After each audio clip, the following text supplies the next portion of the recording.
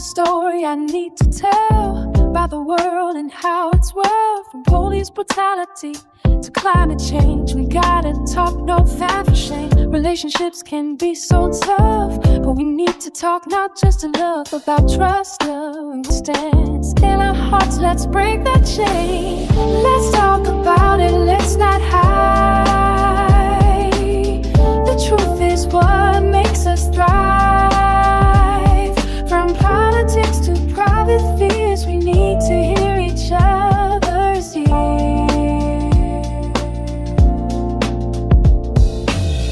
Sometimes it feels like we're alone, but together we can make a zone where every voice is heard and seen. Let's make a change. It's time to begin. Workplace issues, gender gaps, equality. Let's not stop fast about pay, respect, and power. Let's stand up for what's true. Mental health, it's time to shine. No more stigma, we'll make it fun. Talk about anxiety, depression. Let's heal and find a better solution. Streets to the boardroom, our voices matter, we're not alone. Let's lift each other up, let's start now. Together we can make it grow. Let's talk about it, let's not hide. The truth is what makes us thrive. Don't politics to crowded fears, we need to hear each other here.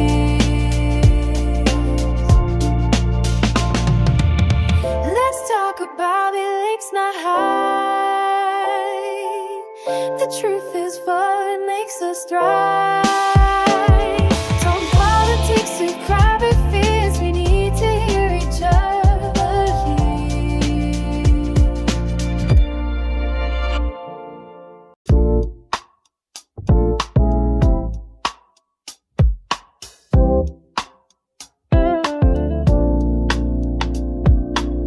Got a story I need to tell about the world and how it's world. From police brutality to climate change, we gotta talk, no fat for shame. Relationships can be so tough, but we need to talk not just enough about trust, love, and where it stands in our hearts. Let's break that chain. Let's talk about it, let's not hide.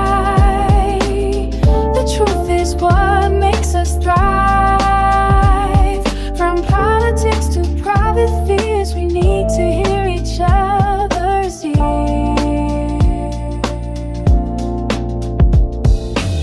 Sometimes it feels like we're alone, but together we can make a zone where every voice is heard and seen. Let's make a change. It's time to begin.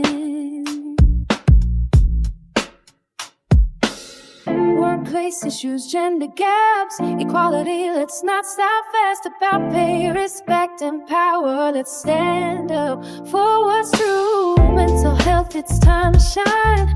No more stigma, we'll make it fun. Talk about anxiety, depression. Let's heal and find a better solution. Streets to the boardroom, our voices matter, we're not alone. Let's lift each other up, let's start now. Together we can make it grow. Let's talk about it, let's not hide. The truth is what makes us thrive. Don't politics to crowded fears, we need to hear each other here.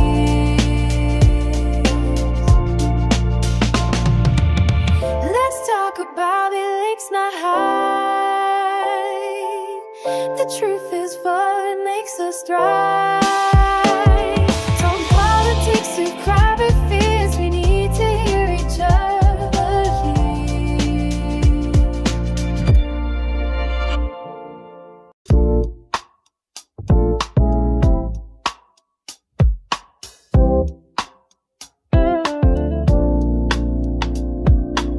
Got a story I need to tell about the world and how it's world. From police brutality to climate change, we gotta talk, no fat for shame. Relationships can be so tough, but we need to talk, not just to love, about trust, love, and where it stands. In our hearts, let's break that chain.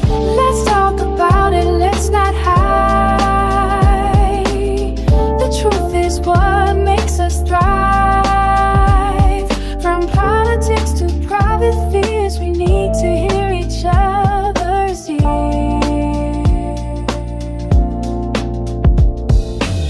Sometimes it feels like we're alone, but together we can make a zone where every voice is heard and seen. Let's make a change. It's time to begin. Workplace issues, gender gaps, equality. Let's not stop fast about pay, respect, and power. Let's stand up for what's true. Mental health, it's time to shine. No more stigma, we'll make it fun. Talk about anxiety, depression. Let's heal and find a better solution. Streets to the boardroom, our voices matter, we're not alone. Let's lift each other up, let's start now. Together we can make it grow. Let's talk about it, let's not hide. The truth is what makes us thrive. Don't politics to private fears, we need to hear each other's ears.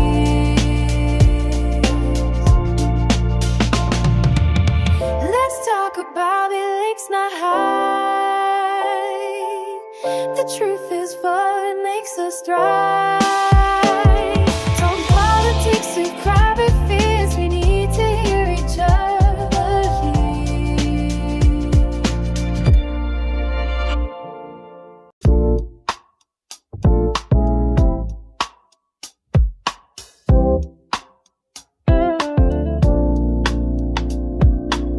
Got a story I need to tell about the world and how it's world. From police brutality to climate change, we gotta talk, no fat for shame. Relationships can be so tough, but we need to talk, not just to love, about trust, love, and where it stands. In our hearts, let's break that chain. Let's talk about it, let's not hide. The truth is what makes us thrive. From politics to private fears, we need to hear each other's ears.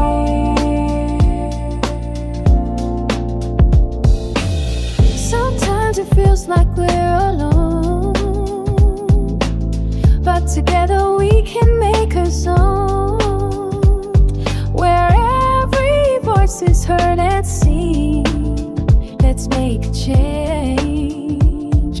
It's time to begin. Workplace issues, gender gaps, equality. Let's not stop fast about pay, respect, and power. Let's stand up for what's true. Mental health, it's time to shine. No more stigma, we'll make it fun. Talk about anxiety, depression. Let's heal and find a better solution. Streets to the boardroom, our voices matter, we're not alone. Let's lift each other up, let's start now. Together we can make it grow. Let's talk about it, let's not hide. The truth is what makes us thrive. Don't politics to private fears, we need to hear each other's ears.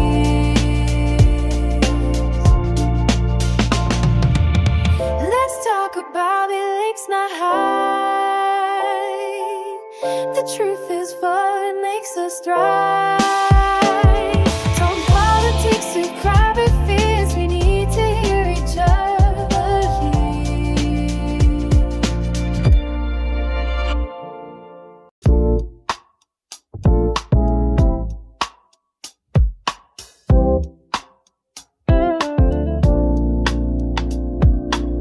Got a story I need to tell about the world and how it's world. From police brutality to climate change, we gotta talk, no fat for shame. Relationships can be so tough, but we need to talk not just enough about trust, love, and where it stands in our hearts. Let's break that chain. Let's talk about it, let's not hide. The truth is what makes us thrive. From politics to private fears, we need to hear each other's ears.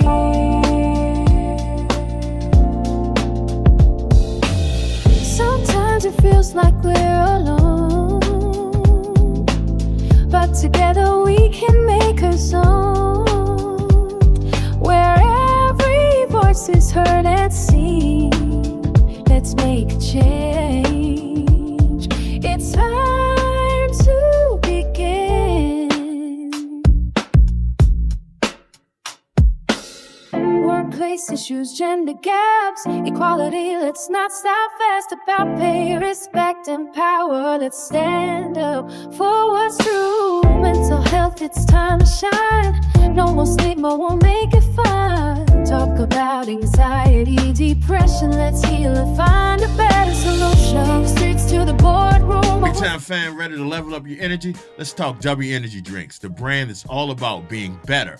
Born from one guy's issue with the major big energy drinks, low quality ingredients, and weak flavors, W's taking on big energy with clean, high quality drinks that taste unreal. W's got no sugars, no artificial flavors, no dyes, and 0 calories. It's jitter-free, crash-free, and packed with over 15 unique custom-made flavors that thousands of people are loving every single month. From humble beginnings to taking on the giants, W's all about giving you clean, high-quality energy that tastes incredible. So whether you're grinding at work, hitting the gym, or just need a boost to your day, grab energy drink from W. Be better, feel better. Let's get it. And as a special offer to our big time listeners, W is offering you 10% off your order when you use the code BIGTIME during your checkout. That's Big Time, BIGTYME, to get your 10% off at W.GG.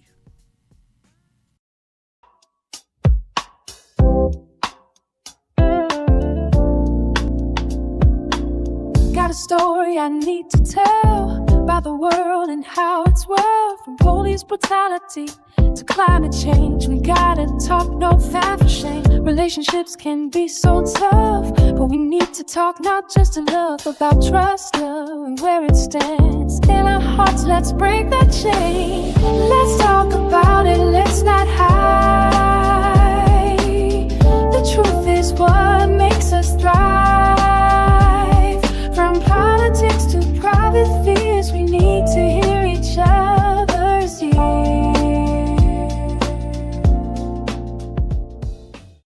Good evening, everyone, and welcome back. I know it's been a minute, but we are back on air, and I have missed you guys. A lot has been going on, so we might as well just get right to it and let's talk about it. So, President Trump is now feuding with the Pope, Pope Leo. You know, you got to be pretty bad to want to have a disagreement with the Pope. He feels like the Pope is in favor of nuclear weapons and lawlessness.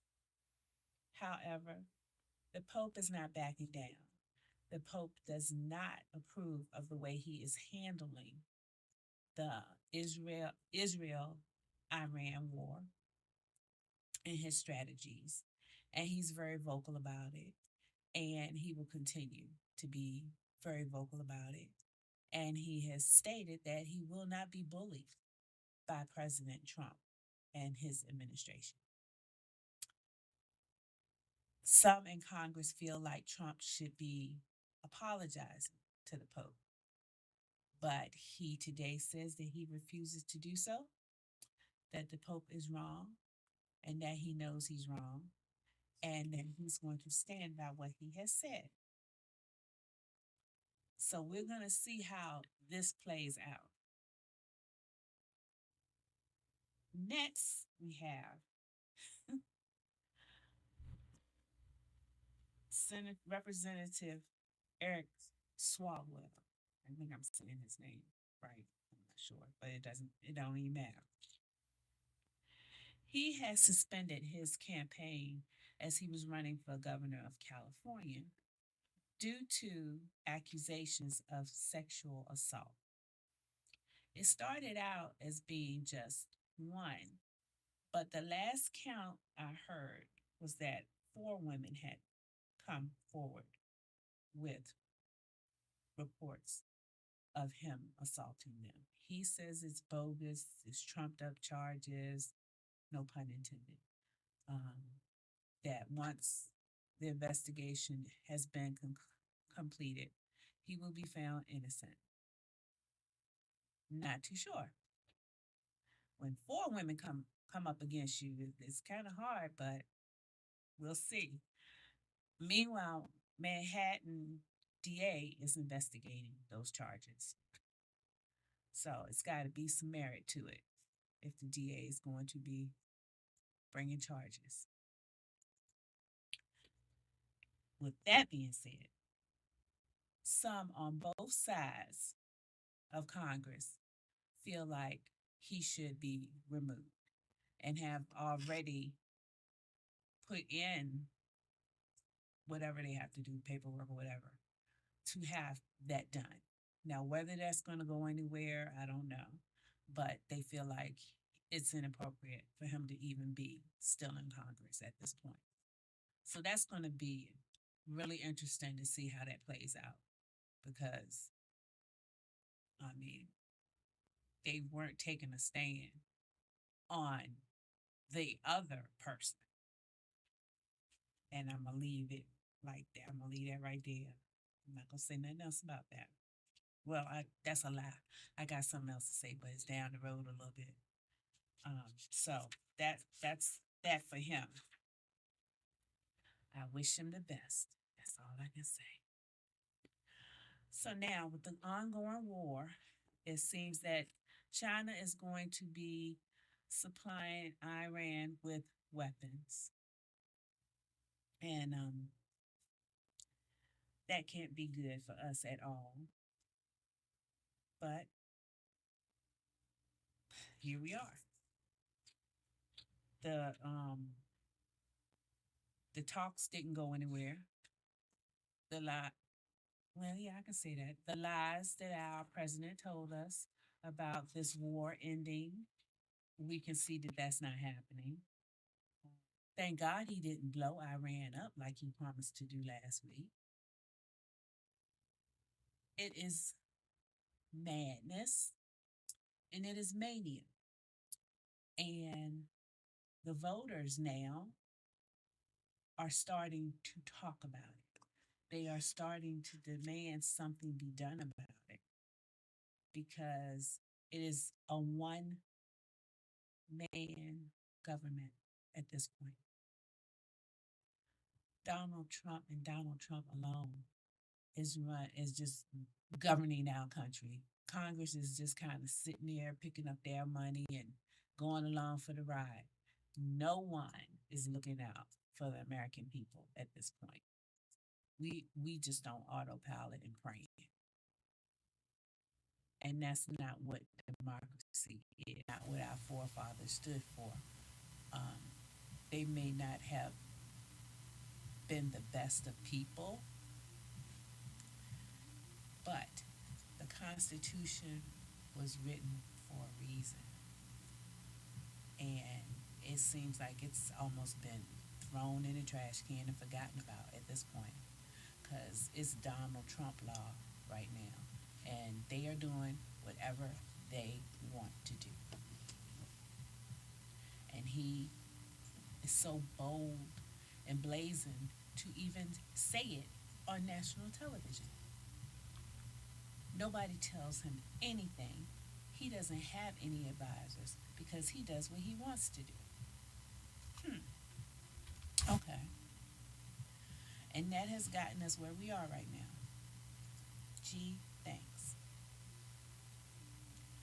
Meanwhile, there is no concern about how people are surviving. We have lost 13 people thus far this war. And there is no regard. I remember when we had previous um, wars, yeah, previous wars, and the president had compassion for the loss. They would actually reach out to the families and they would say compassionate things on air. And you could tell that they really gave a damn. We don't have that in this scenario. And I feel I don't want to cut in front of your show, but I just wanted to let you know that Eric Swalwell says will resign from Congress. So oh he's going to resign. They just came oh across the Eric, news feed. so he will He he said he's will going to resign. resign. Yeah, Okay, wow, that's big. yeah. That's big. Okay, all right. They Well, didn't say whether he's not going to still run for governor, but if he was going to run for governor, he was going to have to resign anyway. So he's resigning from uh-huh. Congress effective immediately. Well, Friday he suspended. Yeah. So interesting. Okay, well there you go, people. So he's out. He's gonna resign from Congress. So there you go. So now we just have to watch and see what goes on with the um, district attorney investigation and see how that plays out and see if any more women come forward or if somehow this kind of dies down and we'll know what's really going on. But yeah, so back to the type of president we have now and the type of president that we have had in the past. Um, there's no compassion. There is nothing there for us. And I'm not when I say us, I'm not talking about black people. I'm talking about all people, because he don't care about nobody but who is benefiting him, and we're not benefiting him at this point. So he does not care about us. I'm gonna leave that right there. Let y'all absorb that piece too. Okay, let's talk about let's talk about Melania. I would love to know what y'all thought about that, because when I first heard her talking, I had to stop what I was doing because I'm like, oh Lord, she about to talk about her movie again. But when she started talking about not having anything to do with Lord Epstein, and that how they had, yeah, they would be in the same social circles at times, and they may have gone to some events that he had hosted, but not having nothing to do with them, and any reports of her husband having anything to do with him and his wrongful doings was fake news and all of this. And I'm like, why is it, first of all, we in the midst of a war, and nobody has been talking about Epstein at the moment. So why is she on here talking about this? What in the world? I'm looking to find out what has gone down recently to prompt her to do this. So then, once she gets off air, I'm watching MSN now. When she gets off air, then they say that no one in Trump administration knew that she was going to give this speech, that it hadn't been approved, that he didn't even know his own wife was going to get up there and do that. And I'm like, what in the world? How do you, how does that happen? So I'm blown away because I'm still trying to figure out where this is coming from. Kudos to her to try to get in front of anything that may come out. I have my speculation, but I don't want to get us sued, so I'm not going to say what I think. But some of y'all probably know what I'm thinking. And I think we're going to, I don't think it's going to be too much longer before some more stuff starts coming out and we're going to learn even more. But at this point, is it going to even matter? He's not running anymore. He's old. Um, he's sick. We can see now he's got dementia or some kind of mental disease or something that's causing him to act. And I know a lot of that is just who he is. but it's exaggerated now. So something is going on. So at the end of the day, is it even going to matter if the rest of what is missing is revealed? Will the victims ever get their justice? No, they're not. Epstein's dead. Um, Maxwell, yeah, she's in prison, but she's in a country club prison. She got it going on up in there. She's living better than some of us are out here. So that's not justice for them. It's it's sad. It really is, and I feel for them. But justice is not something that they're gonna get out of him. It's not gonna happen. And he would know the truth if it knocked him in his face. So he will not admit to anything. So that's where that stands. And since I'm on a female role, let me just speak on Christy Nome and Pam Bondi. Should have been gone a long time ago, but I'm glad that they are. But this is where I have to speak my truth. And if I offend someone, I'm going to go ahead on and apologize now. Black folks, when we get fired, we get escorted off the premises. We don't get relocated to another position. We don't have that opportunity. We really don't. So, what's up with this? Why is it that they no longer have that position, but they're relocated to another position? Fired is fired. So technically, that's not fired. But they want to say it's fired to make us feel better. Hmm, that's something for you to think about. And if they weren't completely fired, why weren't they? What is it? Well, we know they know. They know a whole lot of stuff. So it's not what is it that they know that will prevent them from being terminated. They know everything. That's what keeps them from being terminated. Just like Congress, both sides, and the reason why they aren't working and doing the positions that we elected them to do is because he got something, he knows something, has to be on each and every one of them, that they won't speak their truth.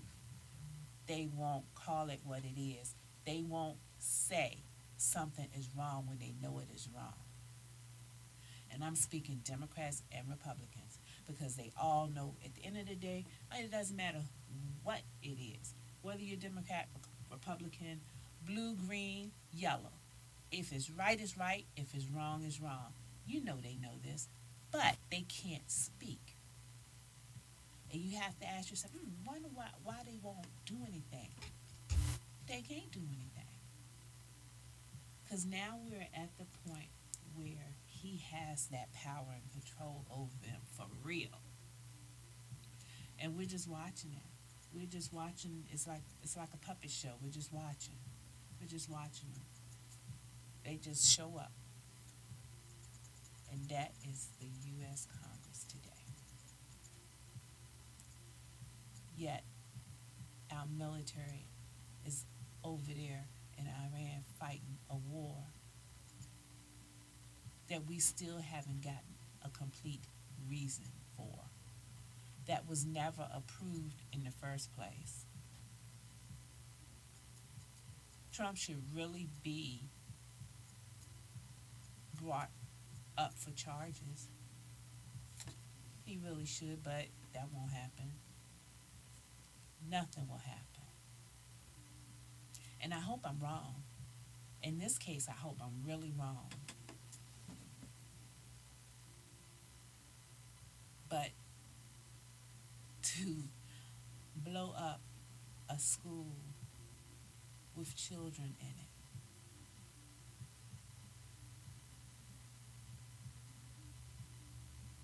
it's unthinkable. And then to threaten to wipe a country off the face of this earth, and you still have your position in office, you still have the right to govern our country after something like that. That statement alone should have been enough to get him out of office. That should have been enough right there to warrant the 25th Amendment right there. And like I said, if Congress could speak, it could have been done. It could have been done. But they can't, because then the skeletons come out the closet. So they be quiet. And our freedoms and our liberties are in jeopardy. Our life is in jeopardy. And I'm not trying to scare anyone. I'm just trying to be real. Because I think that's what y'all want me to do. You want me to be real. We have to think. We don't know really what Iran might do to us. We really don't.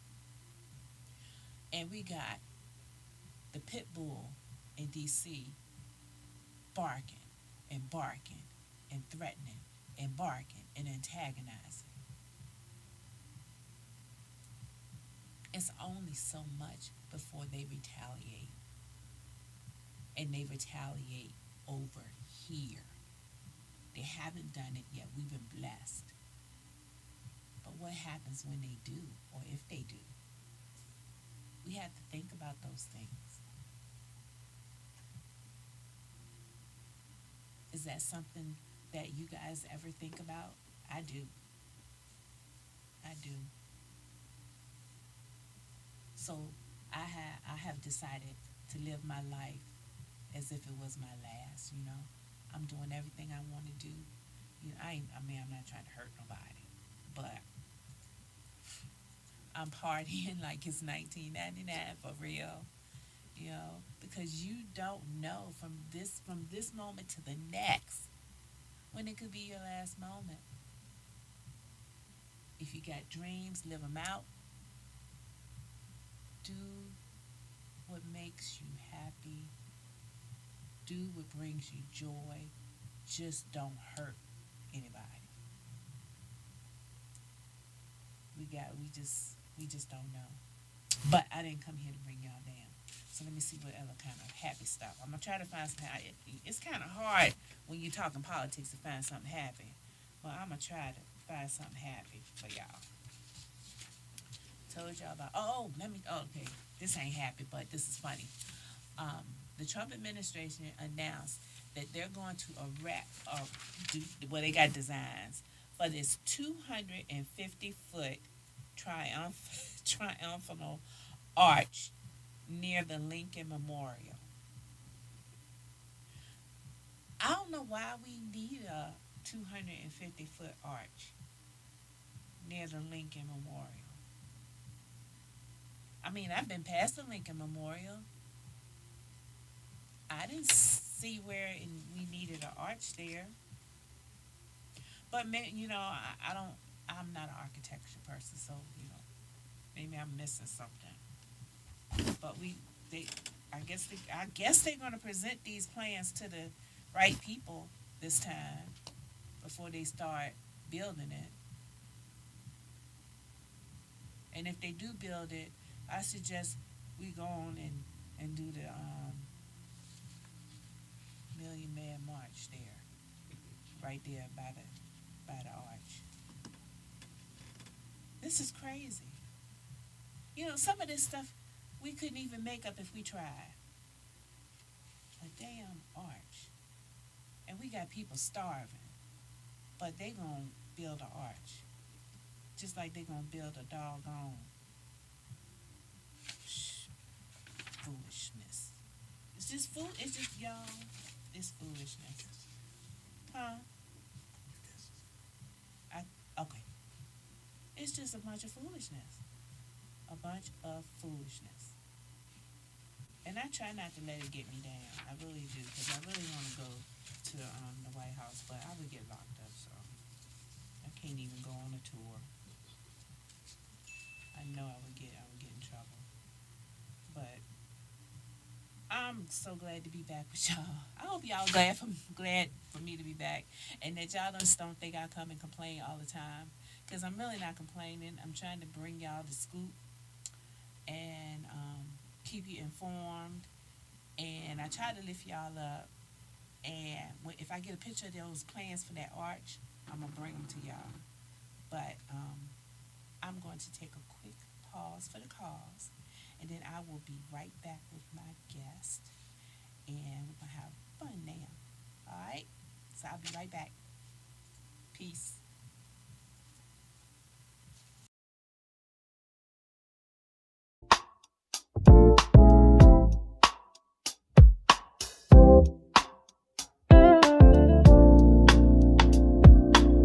Got a story I need to tell about the world and how it's world. From police brutality to climate change, we gotta talk, no fat for shame. Relationships can be so tough, but we need to talk not just enough about trust, love, and where it stands. In our hearts, let's break that chain. Let's talk.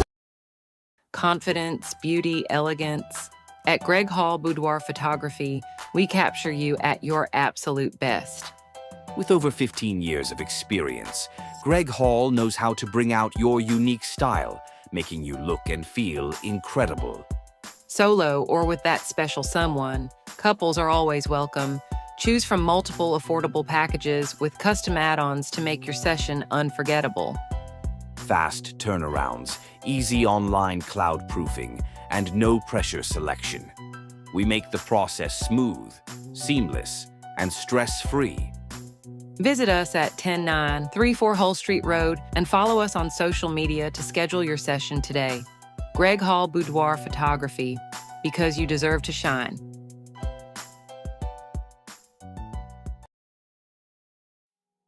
At Social Flair Event Studios, we don't just host events, we create unforgettable experiences while providing exceptional service. From the birthday extravaganzas to wedding celebrations and even corporate events, Social Flair Event Studio is your go-to destination for making lasting memories. Whether it's a moment of love, connection, or celebration, we tailor our space to fit your needs, creating the perfect atmosphere for you and your guests. Every detail is thoughtfully curated, ensuring that your event will be talked about for years to come. Why choose us? At Social Flair Event Studio, we're excited to offer a beautiful, versatile space, personalized service to make your event truly special. Let us bring your vision to life. Contact us today at socialflairevent.com. Social Flair Event Studio, 10934 Hall Street Road, Midlothian, Virginia, Genito's Place, number 804-220-0449. Hey, this is Tico Wells, choir boy from the Five Heartbeats, and you're listening to Big Time Radio Network.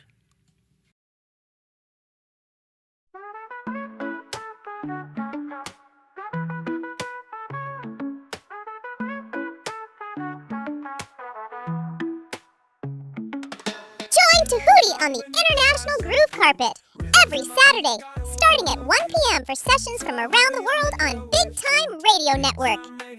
Hop on board the carpet as he takes you on a musical journey around the globe, making stops in many places like India, Japan, Africa, Jamaica, and don't forget the good old USA. And just remember, you don't have to speak the language to understand the groove. Because the groove is in the blood.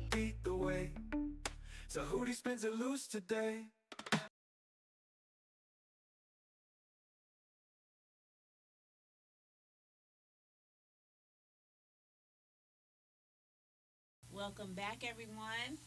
I'm glad you stuck around. I have a special guest for you today. My guest today is April Patterson. Welcome, April. Thank you for having me. Thank you for coming on. So, you are the founder and CEO? Yes. Okay, founder and CEO of the Birthing Room. Yes, ma'am. Okay. Let the people know exactly what the birthing room is. Hi, everybody. The birthing room is actually a mental health support system for our communities. So we focus on education, training, seminars, and things based on the community need in order to promote, bring awareness and advocacy to mental health. Okay, all right. So do you work with everyone? I mean, So is it we like do an work age group we or? do work with everyone. We work individuals and families. We are mostly centered around building that stability within the community and its families to Mhm. be able to make sure that whatever we root within that community and the awareness and the advocacy is actually sustainable for growth and for the future, whether they have children, the children are school age adults, they're growing in their whether they're married or whatever they have going on. We try to incorporate anything that is capable of sustaining growth within that community. Our slogan is we birth purpose, not babies. I like that. I like that. So how did you get into this? I've always loved helping people. I've always loved helping in the community. I've always loved community work. Being a community liaison, working one on one with students in the school system, behavioral ABA therapy. I actually started as a nurse, working in different systems like HCA, Bond Secure, doing classes and different things of that nature. And as I started working on the floor, I started feeling myself, even though I was working as a nurse, Mm-hmm. even when the patients would be in their recovery stages, because I worked on gen surge, Mm-hmm. and they would be in their recovery stages, I found myself being more of a safe space for them to Mm-hmm. talk to, um, outside of what I was supposed to do as being on the floor as my job Right. description. Right. Um, and I had a lady say to her husband, I don't know if I would have made it through my recovery if I didn't have her to talk to. So that made me think maybe my purpose is beyond what I think it is. Mm-hmm. And so I started looking into my community engagement and focusing on mental health. I loved working with kids when I was working in the school system. And I drifted towards our kids on the spectrum and kids with behavioral. And that's kind of what started my journey to the birthing room. Okay. Now is it just you? Do you have partners with that? We do have some possible partners that I like to give it its space Mm-hmm. until we solidify some things and some documentation. But we do have possible partners out there. But for what we're doing right now, it's mostly me. When it comes to the birthing room itself, it is just me. Okay. And we're open to partnerships, so anybody want to be a part? They love mental health. They love community work. We're Mm-hmm. open to partnerships. Y'all come on board. The more, the merrier. I know that's right. I know that's right. It's needed, right? Absolutely. Yes. Well, I'm gonna get into some questions. Okay. Okay. All right. So, you kind of basically answered this for me about when did you know, Mm.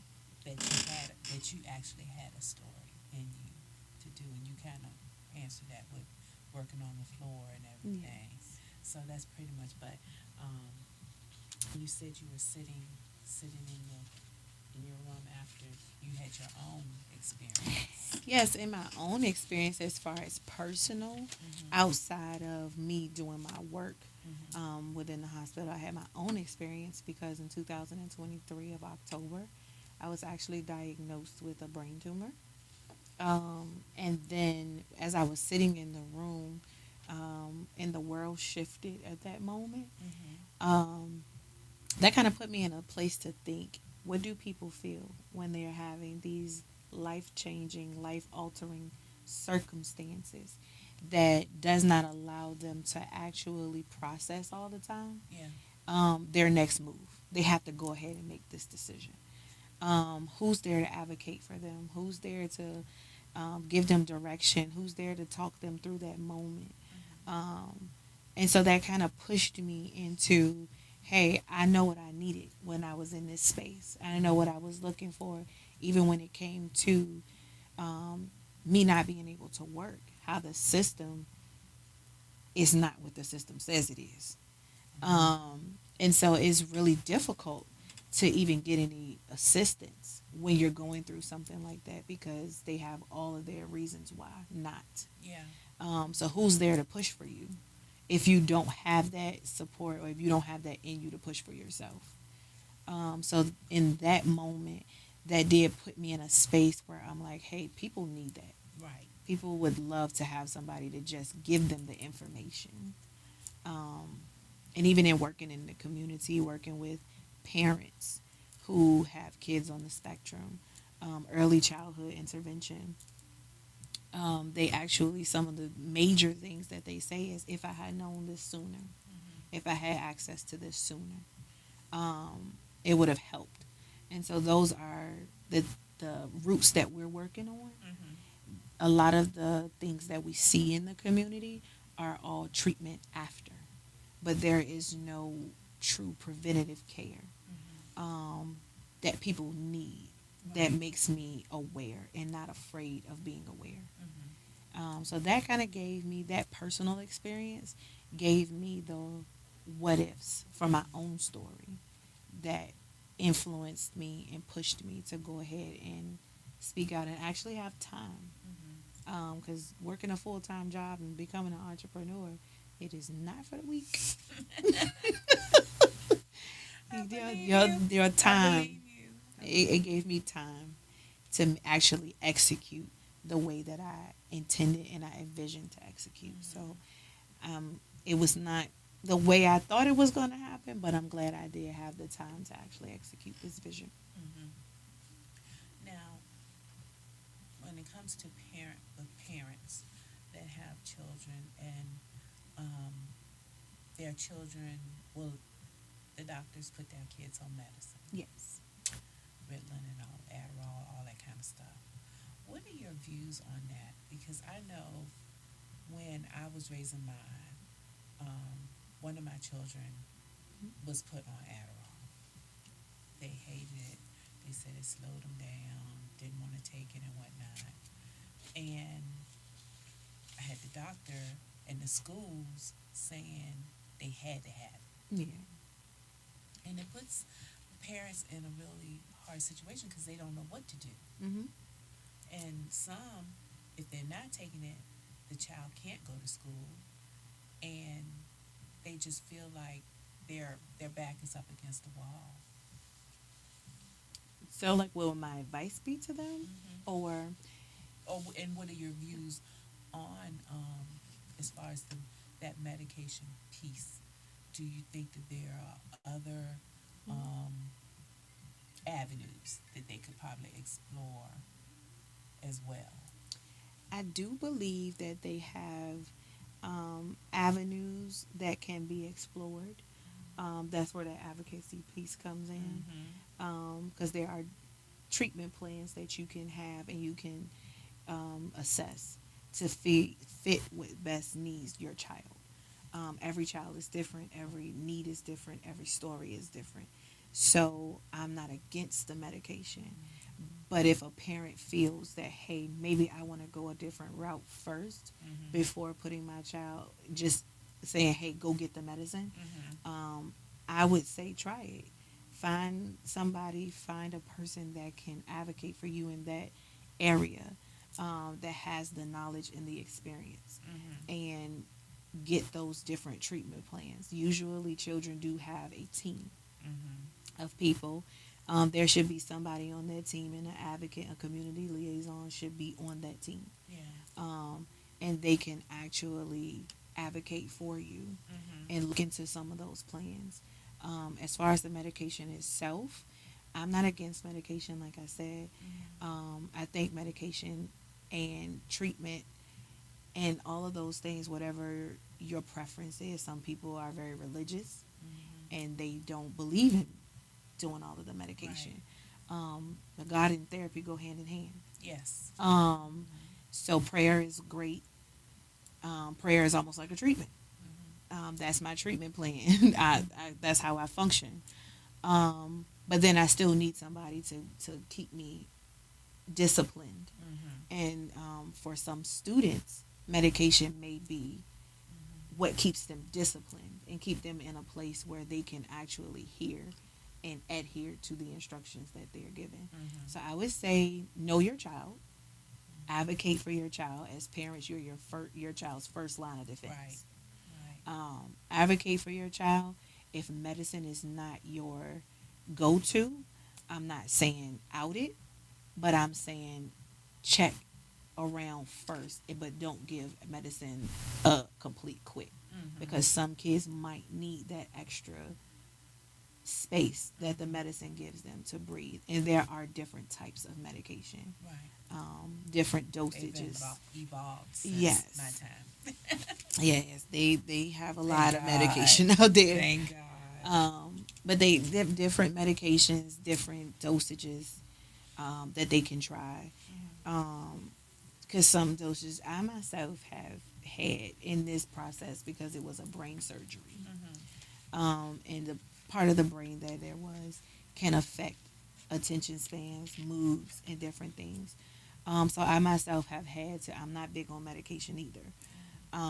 But I did try something to kind of regulate that ability to maintain and level again until the healing process completes. And for me, it was that mid ground that maybe you need just to cross the hump, to allow your body to adjust to its new norm. And maybe some kids might need that push over the hump, just to give them the space they need to learn and grow. But I say give it a try. How's your healing going? My healing is going amazing. It's a journey, but I would say it's nowhere near what it could be. So I'm grateful for that. It's a blessing, girl. It's a blessing. So with the counseling and everything, do you guys do classes as well? You offer classes or anything? So we do offer some classes. We are mostly on the community events and seminars. At the moment, we are building our class platform for things such as substance abuse, family life coaching, for youth coaching and mentorship. We're building some of those classes and settings. So we do offer them. I personally do them myself at the current moment, until I'm working on building that team of people who can actually come in, because one of us can't do it all. Right. It sounds like your plate is kind of full, girl. Yes, one me can't save the world. So when we work together, we cross bridges faster. We cover more space. So I am working with some people to kind of expand and broaden those abilities for the classes. But in the moment, we're doing community events and the seminars that brings together the groups, so that once the smaller groups or individual sessions open back up, then they are familiar with who they're working with. Right. Okay. That's good. That's a good platform. Thank Yeah, you. that's a good platform.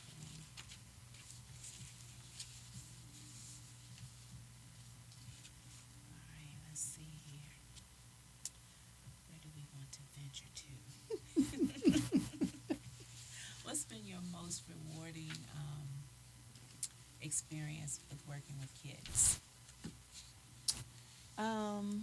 Exploring personalities. A lot of times, kids can honestly bring out a side of you didn't know you had. Bring out a strength in you don't know you had. And kids will challenge you as well. And I always say, if you don't want to know the truth, do not ask a child. Because they have no don't sense have your feelings on your sleeve at all. Not them, not the elderly. They are going to tell you. And so kids will challenge you, but they will also, in challenging you, they have this way of, they do challenge you, but then they embrace you. And so I would say that's the most rewarding because you get to see the impact that you have with them, and how you grow with them as mentors and one-to-one. I've had the ability to work in higher areas, as far as what my education would take me. But I personally like that one-on-one. It gives you a more intimate opportunity with your students, to get to know them, to understand them, to communicate with them, and to also build trust with them on a different level. I really love that one-to-one. What's your youngest age group? I did early prevention, and they were as young as 2 and 3 years old. Wow. So we started early. Yeah. Oh wow. 2 and 3. Yeah, we were potty training and everything. So Okay. All right. And then as you move up, you go into the school systems. yeah, so then it would go into high school. Some of the kids were in private school. Some of the kids were homeschooled. So there are different areas of opportunity there. But it was a lot of fun learning.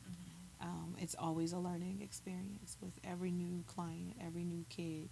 I don't necessarily call them clients, Right. but with every new child, there is a different experience. So it's really fun.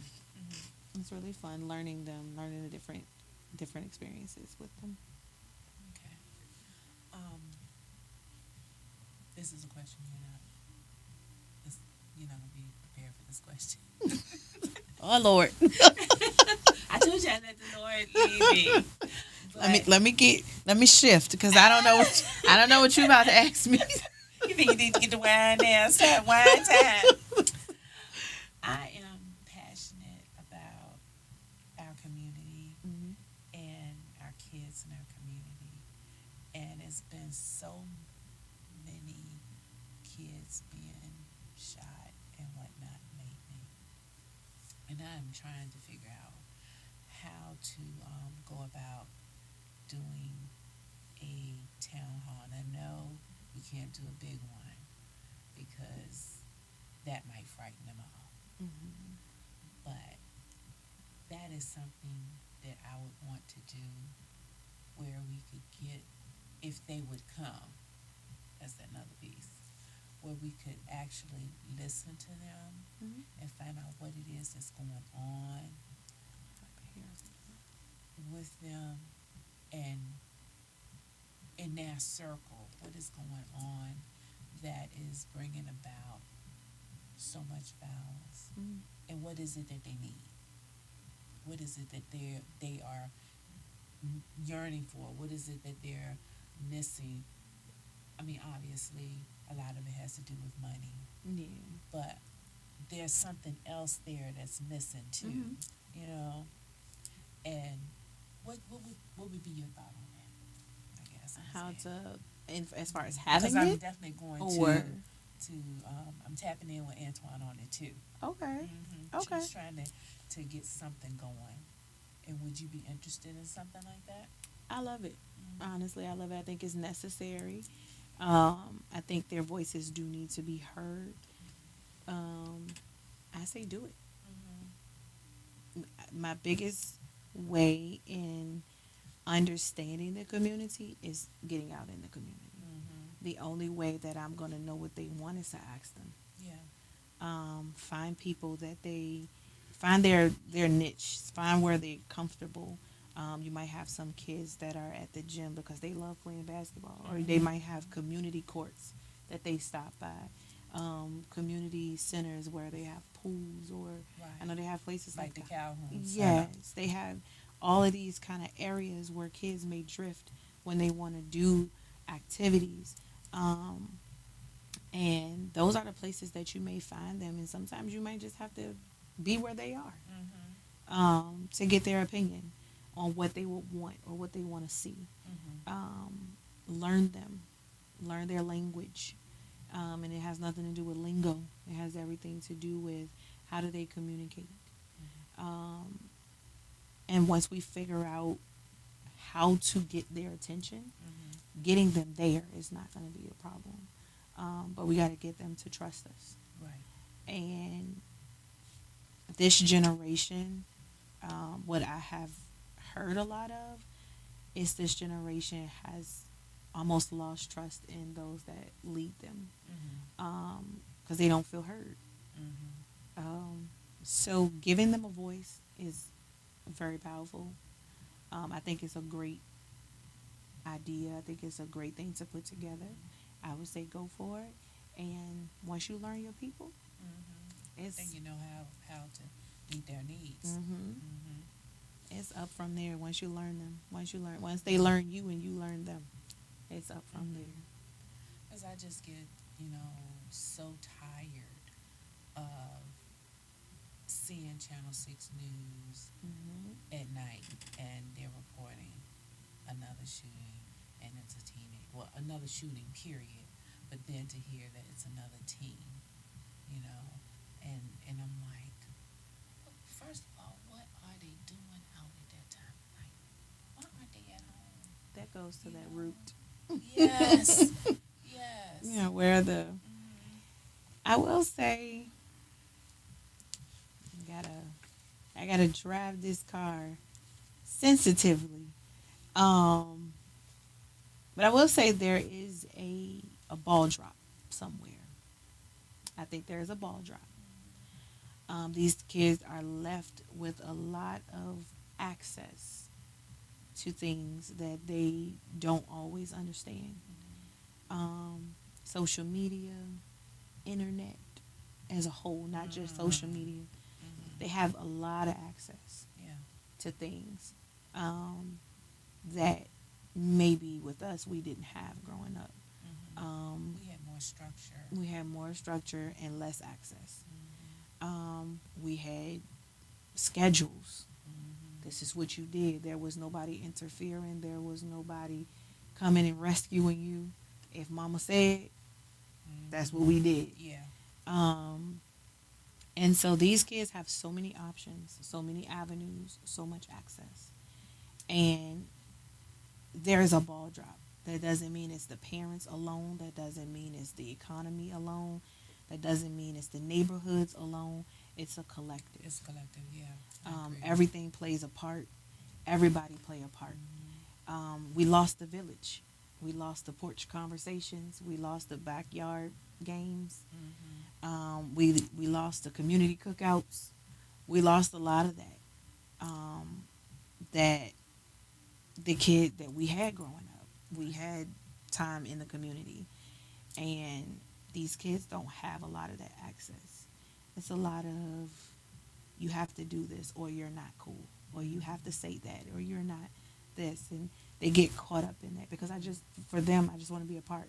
Right. And it's what their generation is doing. And so we have to kind of give them something else to look forward to. I think if they like to have parties, maybe we give them parties that are safe and show them how to actually engage. I think they lack a lot of conflict resolution skills. We took a L and went home. We either fought again or you understood that you couldn't beat that person and you went on about your day. But they're not like that. I know I had a kid say before, well, I have to be worried about if I didn't jump in or if I lost, somebody's going to post it and then everybody's going to laugh at me in school. That's what they deal with. So a lot of what they do is because of what they have to endure after. Right. The aftermath. And how's it going to look? Images everything with them. And so I think we have to, as a whole, all people responsible, have to look at what we can do to push them into a different, not push, that sounds like I'm forcing you, but navigate with them to show them and give them experience with something else. Yeah. I think that's major. Because if in fact the children are our future, we are losing. Mm-hmm. They're they're going out of here younger and younger. Mm-hmm. Yeah. And who are our future leaders? Right.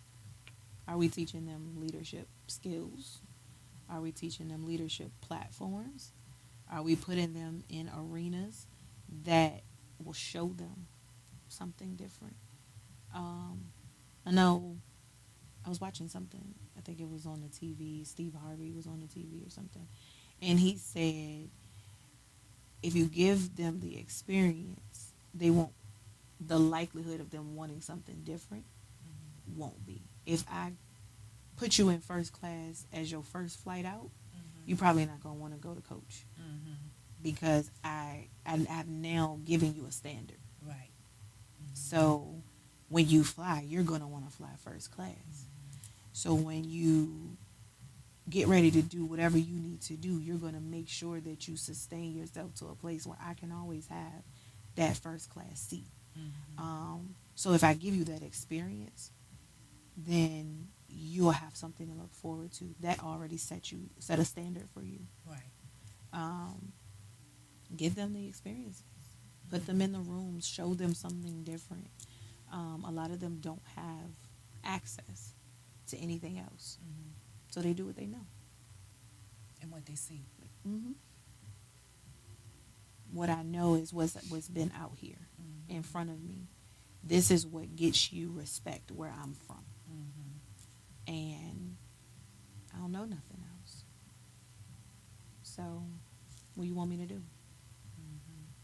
But if I put you in a room with a bunch of CEOs and I put you in a room with leadership of commerce departments and I put you in legislative rooms and I put you in town hall meetings and things where that teaches you, hey, I have to be able to speak and give and articulate in these rooms, then maybe I might just want to be a part of that. Right. You're not going to get everybody, but you can save somebody. Save somebody, yeah. Yeah. You're absolutely right. There's hope. There's hope. I refuse to believe that there isn't.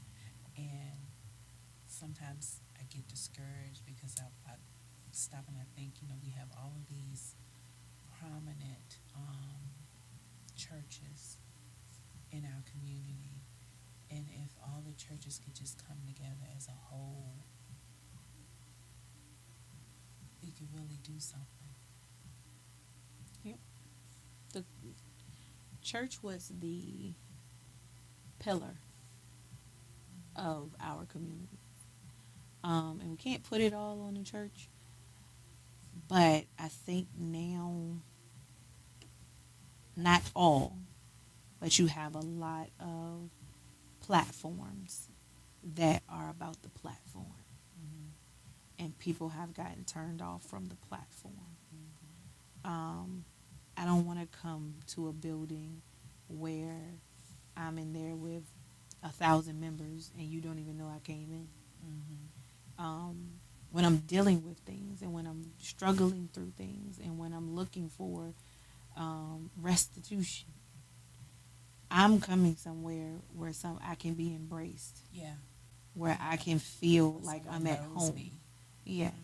Especially if when you're coming off of different areas of life, you deal with so many traumatic places, rejection and abuse and whatever, Judgment. all types of things that you're dealing with.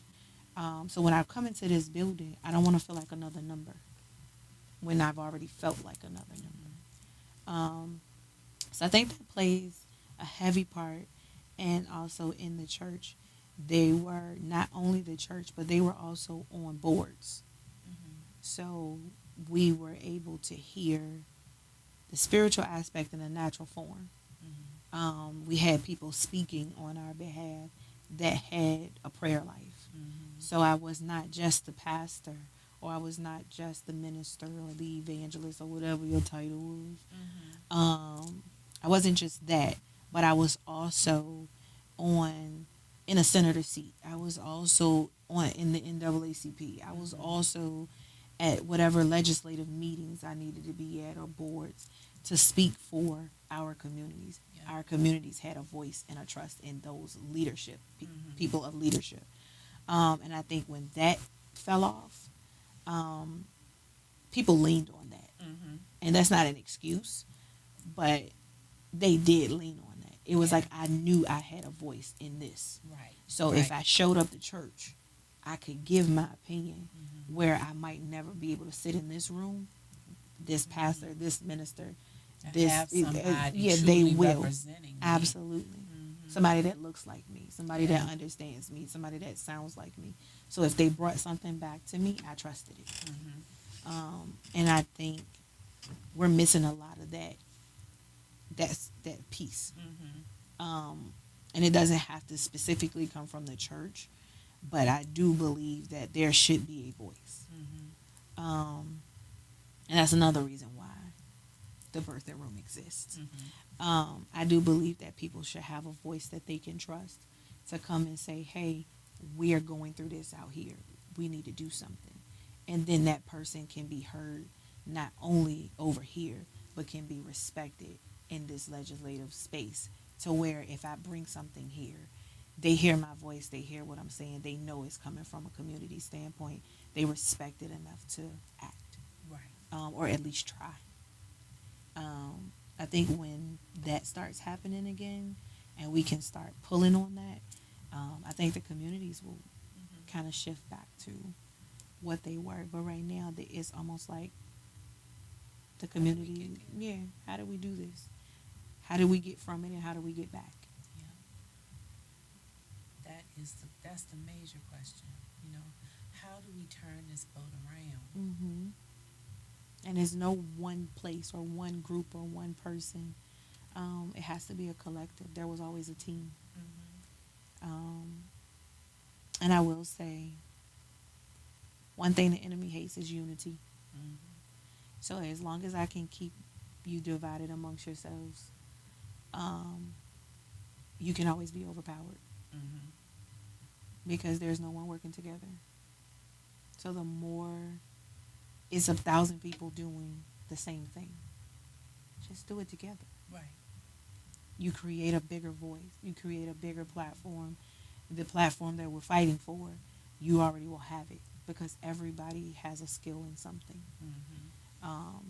So if I'm good at marketing and you're good at speaking, then I'll be there for the press for you, right? And you go talk and say what need to be said, because I'm not good at that. So, I think people have gotten into this competition thing, and it doesn't help any of us. None of us. I think coming together would be our best bet in getting our communities heard and advocating for our children. That's the key. That is definitely the key. Our children, they need a place to grow up. And a lot of them are not growing up anymore. They're going out of here before people are 70 and 80 and 90 years old, outliving teenagers. And that should, not saying we want anybody to be dying, but just saying I should definitely have more life than 13 years old. There's a lot more I should have experienced. These kids are not seeing graduation. Not even getting their driver's license. Not even living just to get their little milestones. And they're just being taken out. Just like chess pieces on the board. And I don't hear, it should be an outcry, a loud outcry. And I'm just not hearing it. Somebody has to start. So I think town hall would be a great start. Would you say I'm there, right? Just we already here. Just walk the steps. Just start hollering, because you say you want. You say you want to hear the voice. Just start yelling. No, maybe that's why. Maybe you just gave me my answer. That's why I haven't heard it. Cause you quiet, so that's like you ain't hearing it. I guess So that's you have enough connection to do what you need to do. Even if you feel like I think we get caught up in numbers and we get caught up in size, and everybody has to start somewhere. And so even though if you do town hall, it might start with 2 people. but those 2 people can go back and tell 2 more people. And, Word of mouth is gonna always be your best sales pitch. I can get on TV all day long, but if I have nobody to vouch for what I do, then it's just gonna sound like another infomercial. right. So you getting those 2 people out, 3 people out, 5 people out, whatever it looks like. Small is big in areas like this.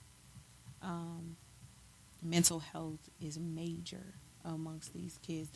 Some of these kids are not always missing. Some of these kids are running away. And then it ends up being a missing because now I don't know where you at for days. And where you might have ran away, then who knows, something could have happened. So that's not to say missing is not a thing, because I do believe if there is a missing report that we should handle it like that. Right. But some of these kids are really just like they don't know another outlet. I gotta get out of this. I gotta get away from this. I don't want to hear this. I'm tired of this. You never know what these kids are dealing with at home. And then some kids just don't understand. They have great homes, but they don't understand because they see so many other things in school, and amongst their peers. So where they have a great home system, they have great parents, they have a great support, they don't understand, and they're not supposed to. But that's where the village comes in. Right. And then they're dealing with being bullied and stuff behind the scenes that parents don't even know, and they don't know how to handle that or what to do actually what to do with that that piece of it Or how to too. communicate it. They don't have the communication skills, or maybe they just don't feel in some households. They don't always feel like I have a voice with my parents. It's do what I say. And I know a lot of times growing up, we brag on the whole, and when we were growing up, we didn't have all this say so and all this. But did that mold you into a great person? Right. Because you were never taught proper communication.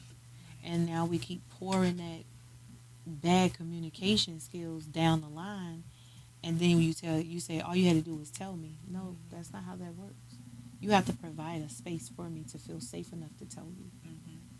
And a lot of parents, like I said, there's no one group, but a lot of things do start at home, and a lot of parents are going through other things that they don't provide that safe space for their children all the time. Because you have all your different stressors as adults. You're thinking about keeping a roof over their head.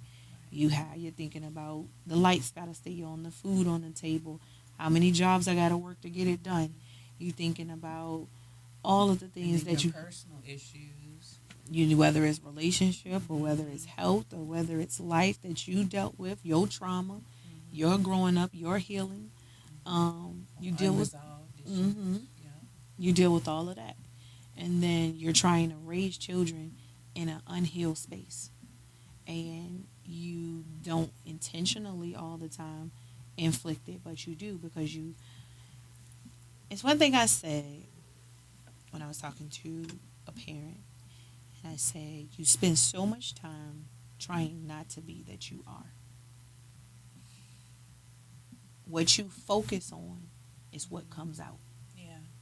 And if I'm not going to be, I'm not going to do, I'm not going to give, I'm not going to talk to my kids like that, I'm not going to be my mom, I'm not going to be my dad, your focus is, I'm not going to be like my dad.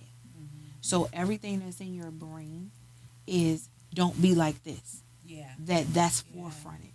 And you end up projecting the exact thing that you don't want. Not intentional. Or too much of the opposite. Because I know I was just hell bent on not being my mom. I love my mom, but I didn't want to raise my children the way I was raised with the strictness and everything to the point that I was too lenient.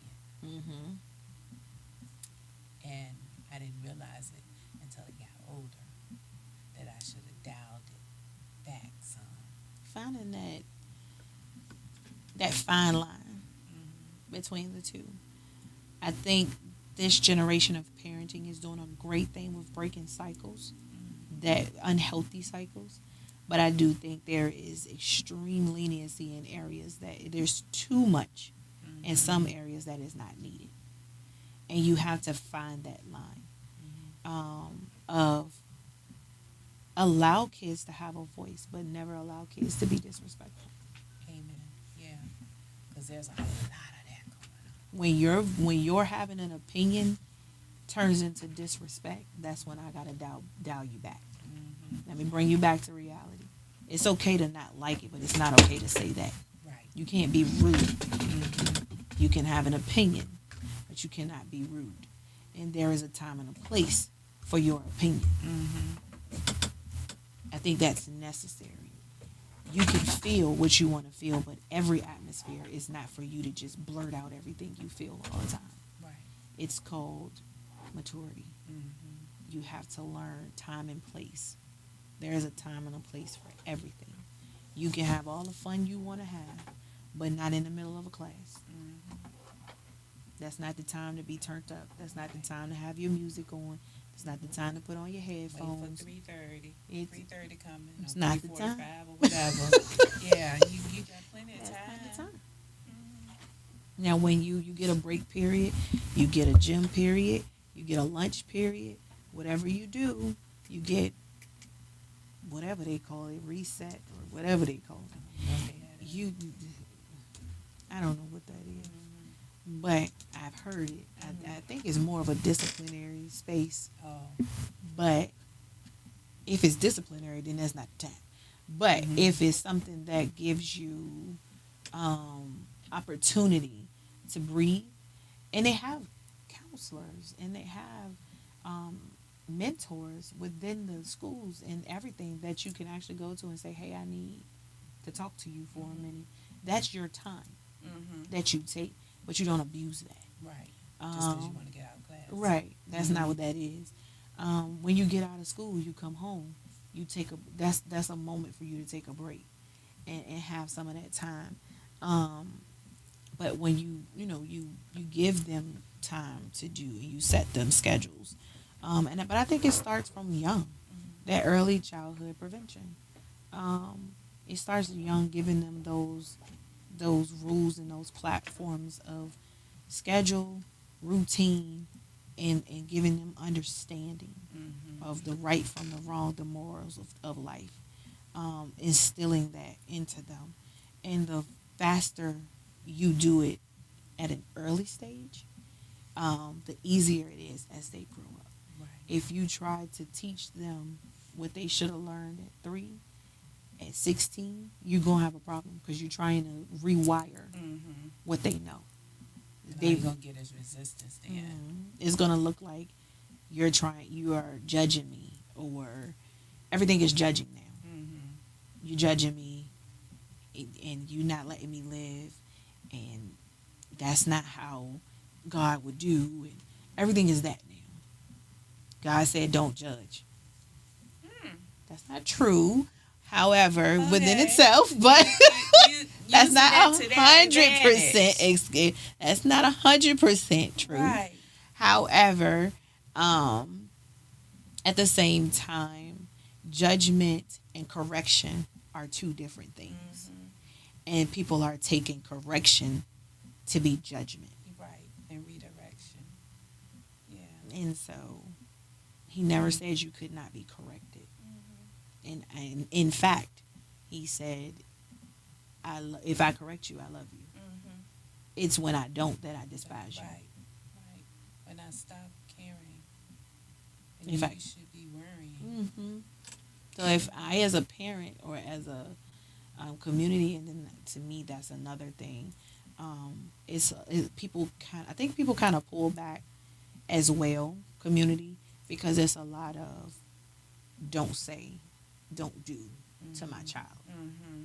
So where, for even with me growing up, where I'd be walking down the street and somebody been to call my mom and say, you know, April was on 9 Mile Road. Walking with that boy.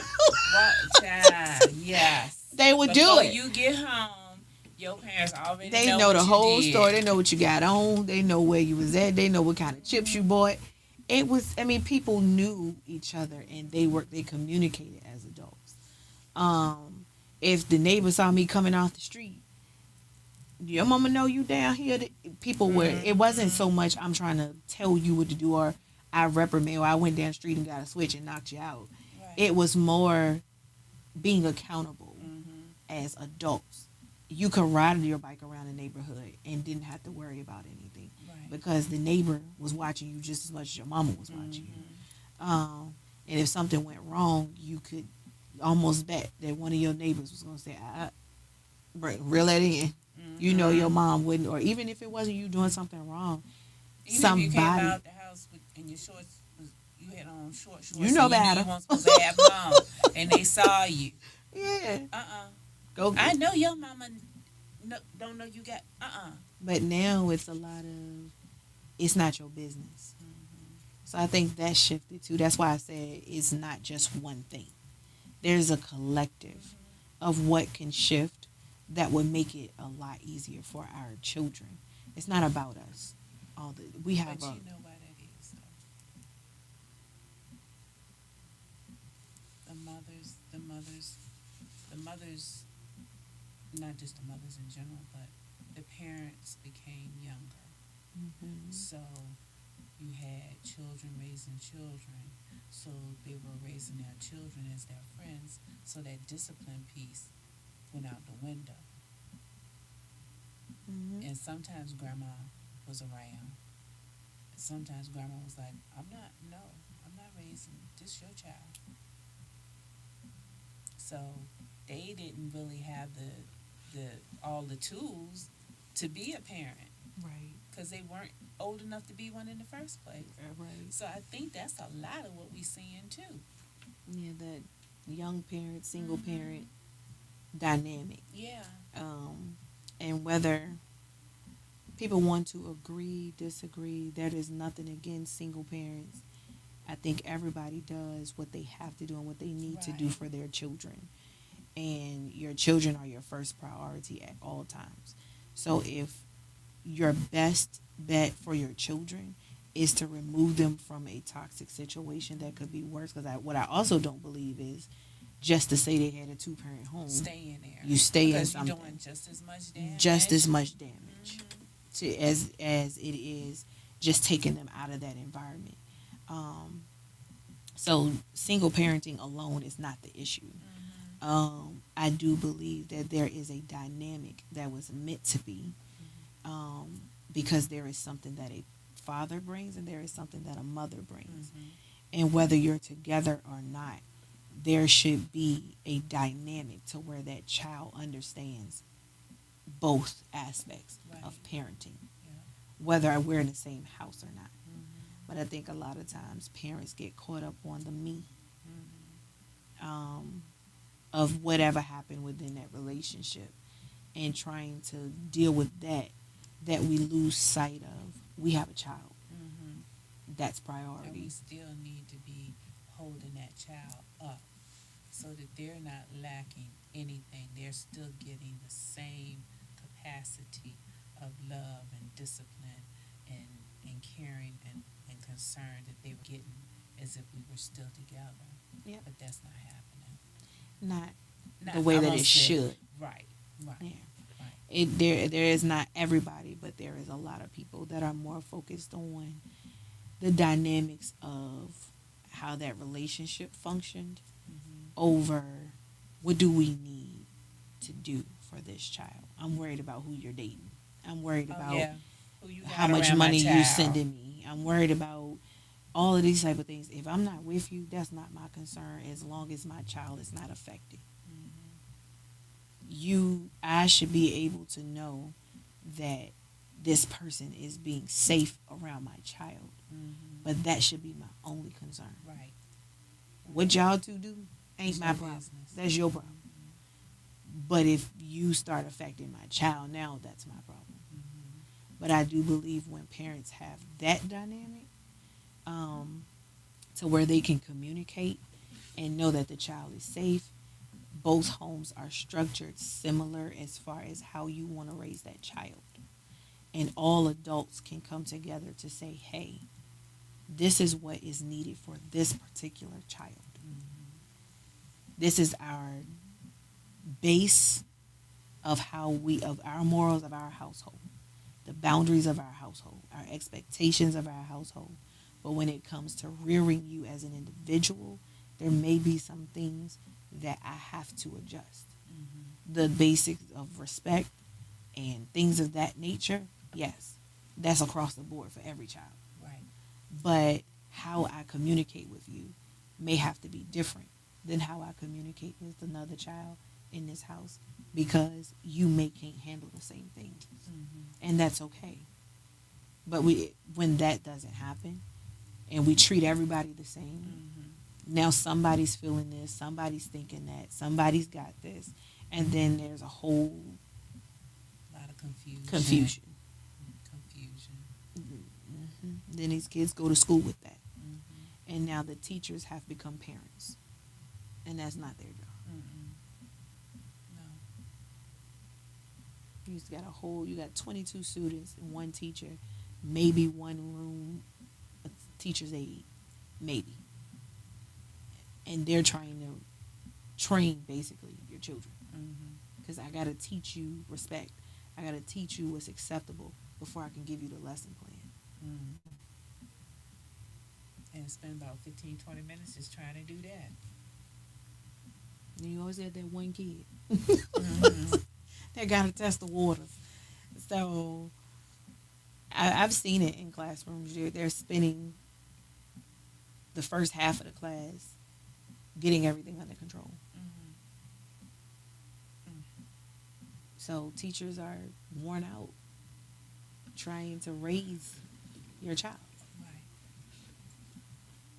Because you made different choices that has affected them. And until we are all accountable on the sides that we have to be accountable on, these kids are going to continue to go through that. Because as adults, it's us. Yeah. Yeah. They take that cue from us. Learned behavior.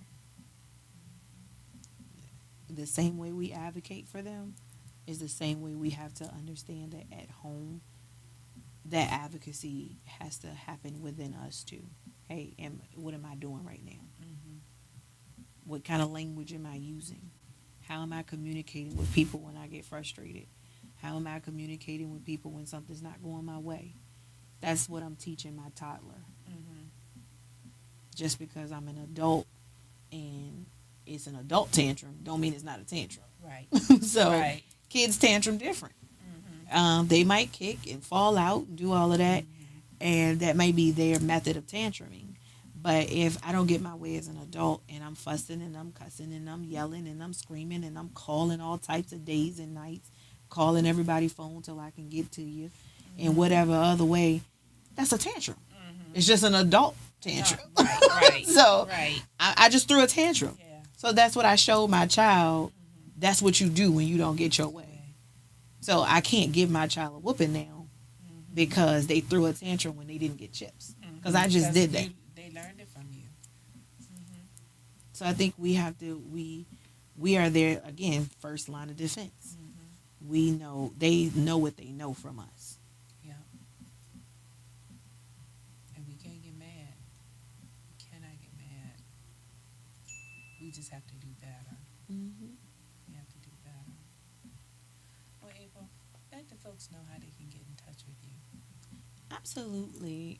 You can find me on Facebook, The Birthing Room. I have on a tan blazer. I love a blazer, obviously. I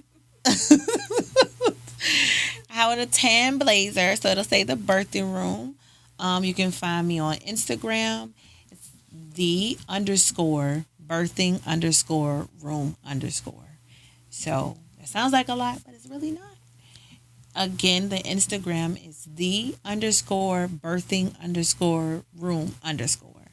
The website is the birthingroomllc.com. And that is our platforms at the current moment that you can find me and find information about the birthing room and any upcoming events that we have or any seminars that we're doing. You can find all the information there. Please go check it out because we have a talent show coming up May the 8th that you are welcome to come to. It is free admission. We do have dollar raffles and we have vendor slots open. If you want to be a part, all of the information is on Facebook and Instagram. Awesome. Awesome. Well, I am so glad you guys could join us this evening. It's been a pleasure being back because I've been gone for a while. But I had a ball, and we will be back next week. Remember what I said. Live it. Party like it's 1999, like I am doing. I am doing every day. I'm living it. And keep your head up.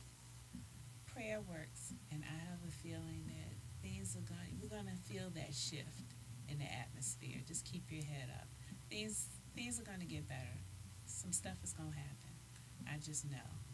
And I am going to get to working on this town hall so that I can get to yelling, I can get to screaming. Thank you. I am Angela Canty Ingram. Thank you for joining us. You can reach me on Facebook, Angela Canty Ingram, or I've got something to say podcast as well on Facebook. And I would welcome any information you have, any questions you have, suggestions you have. If you can help me with this town hall, please, please, please, please, please. I would be so grateful. But until next Monday, y'all be good to yourselves, be good to one another.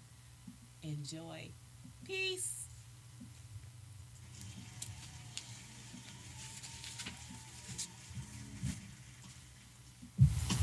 It was great.